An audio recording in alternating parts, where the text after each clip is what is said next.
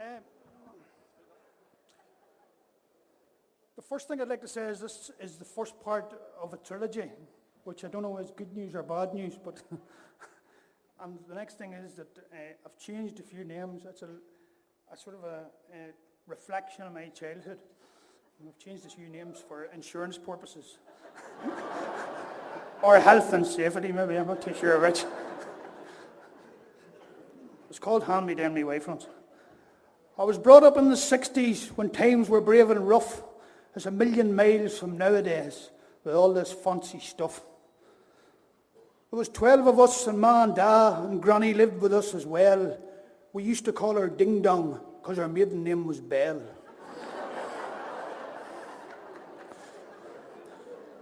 There was Jim and Pat and Tom and Joe, Bridge and Kate and John, that's me, Mary, Pete and Maeve and Anne, and the child was Rosemarie. There was no such things as rooms apiece or fancy duvet covers.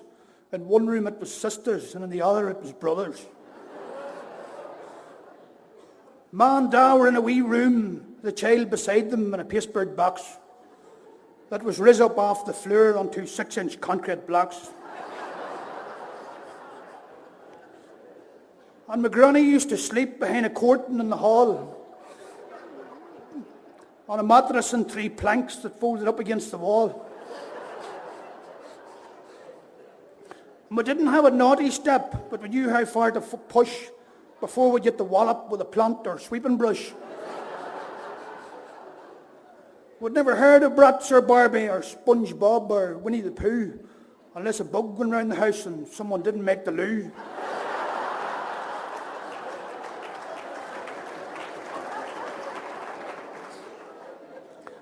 With no Scooby-Doo pyjamas, we slept in underpants and socks. And we'd never heard of Spider-Man, but with earwigs and clocks.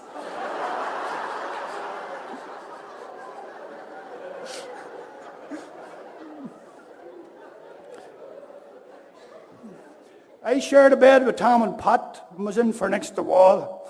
And Pat was in the middle and Tom pointed next the hall. Because his waterworks weren't working well. And were prone to leak and burst. So we kept him brave and near the door so he'd make the toilet first. Sometimes he'd turn and hose us down. Completely by surprise. And you wouldn't know till you felt the hate.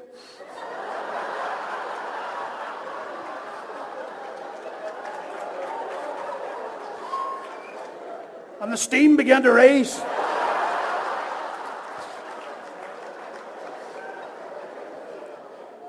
I mean, lapping from the bed just like a scalded pup. Ma said Tom will be a fireman whenever he grows up.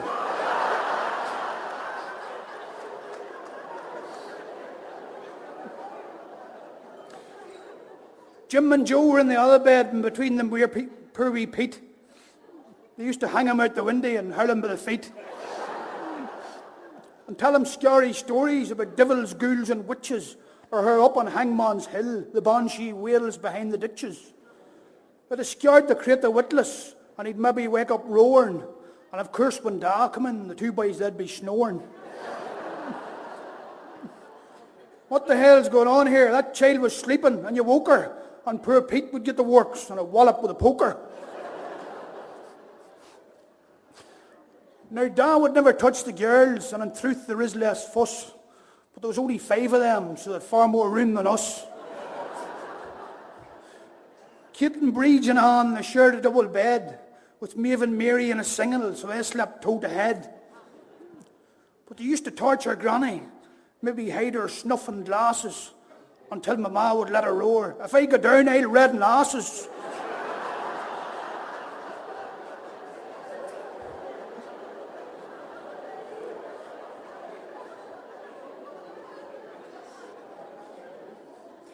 Kate was always playing tricks and once put glue in Granny's bed. When she got up to use the loo, Mary said, "Is Ding Dong dead?"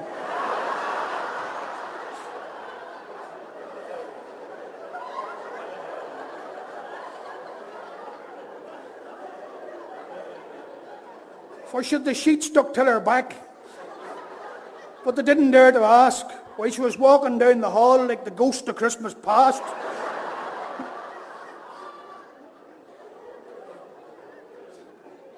Another time she stole her teeth and told me of a heap of lies. If you leave them under your pillow, you'll get a big surprise.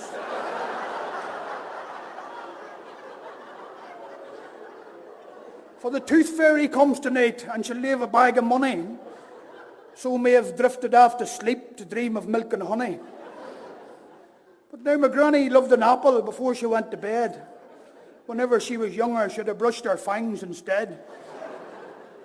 So when she found her jam jar empty and realised she couldn't chew, she come in with all gums blazing, saying, "I'll tooth fairy you."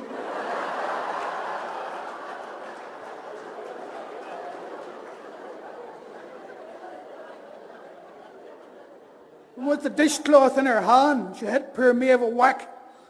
She'd come in like Jockey Wilson, but she left like Cilla Black.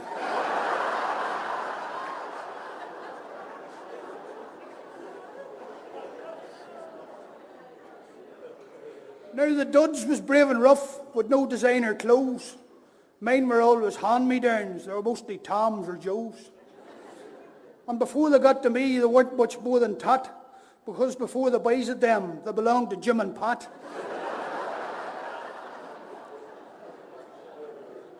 And though we'd never heard of Adidas, or Boots or Jimmy Choos, in the morning sometimes Da would roar, "Where's my FC UK shoes?"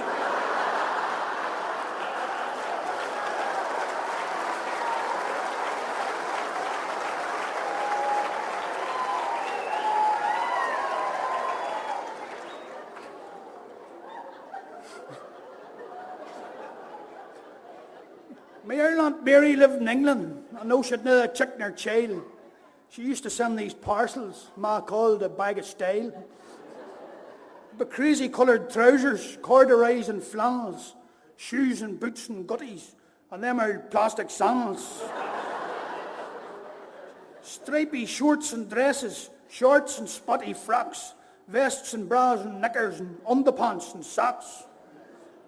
So Ma would rummage through them and shake them out to view and check out all the sizes to see what fitted who. Pete once got yellow satin pantaloons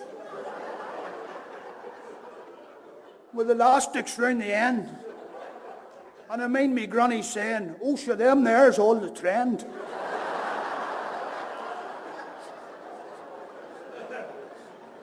But they called him Ali Baba.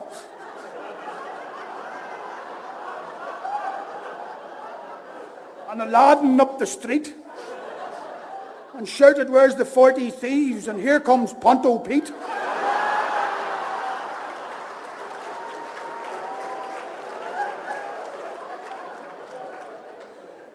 Kate and Breege got flowery dresses and they looked like Janis Joplin.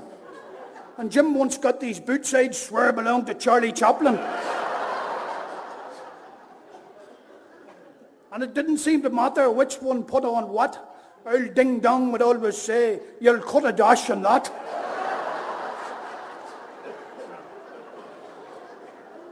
When Maeve and Mary got old blouses from some long forgotten age, she piped up from her chair, "I'd say them's all the rage." Joe once got these underpants that were far too big by half, so Ma tied a nut on the other side to stop them falling off. Sometimes Jim and Pat would catch him and say, "Your underpants are slacker." And they'd have took a nut apiece and pulled him like a cracker.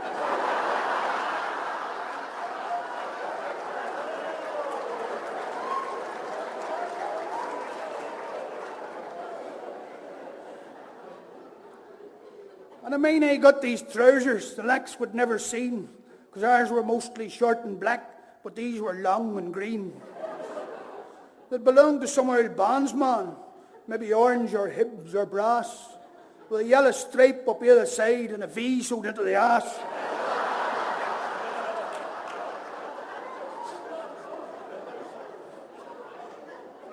And when I wore them up the street, the boys would cheer and roar, and some would hum or whistle, "The sash me father wore."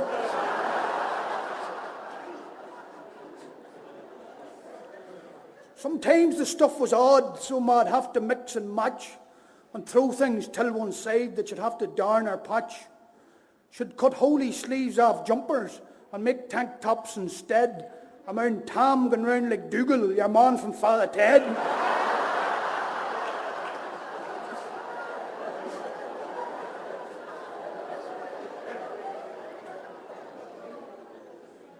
There was nothing ever wasted, for the sleeves were cut in three for making makeshift monkey hats for Anne and Rosemary. But I think the worst I ever made, if I had to pick or choose, was the time that poor old Pat got the winkle picker shoes. For when he mentioned they were odd, Ma just quickly said, "Sure, I'll have to get your dad to paint the black one red."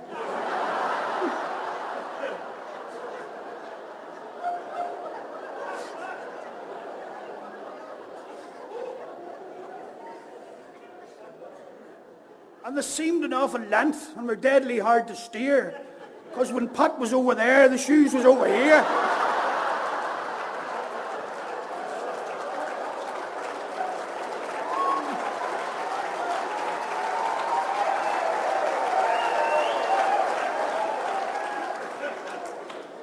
And at the start he couldn't work them, but Ma produced a cure. She used to get her ding-dong to reverse him out the door.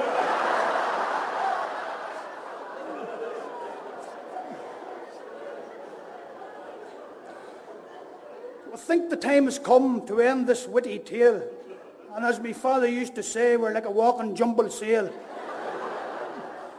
For now we're all togged out and I'm done with beds and gear. I'll be back with grub in school, but you'll have to wait a year. And I know it nothing easy whenever I look back, but the one thing I remember, well, we're never short of crack. But alas, I can't forget just one thing before I go.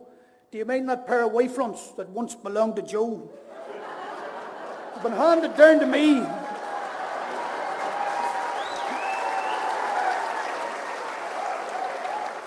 And I'm not one to bum or blast, but as Earl Ding Dong used to say, they're the whole go in Belfast.